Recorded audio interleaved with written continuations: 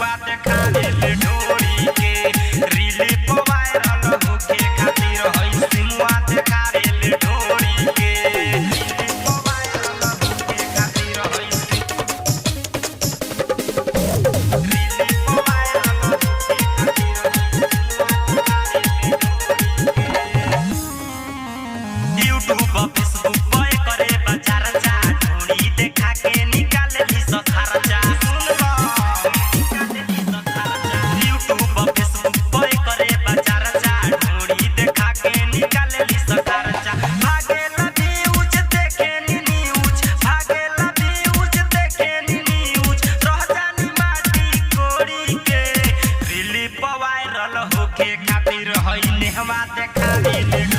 Insta पर viral होके खातिर मनीषवा देखावे ले ढोरी के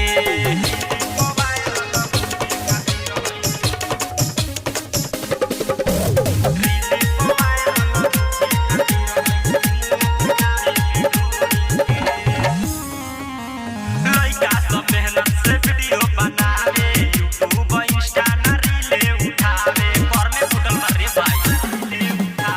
लइका सब मेहनत से वीडियो बनावे यूट्यूब इंस्टा ना रीले उठावे उपेंद्र दीवाना गावे लगाना उपेंद्र दीवाना गावे लगाना रख देल पतिया खोली के रीली पे वायरल होके खातिर हई जुलिया देखावे ले ढोरी के इंस्टा पर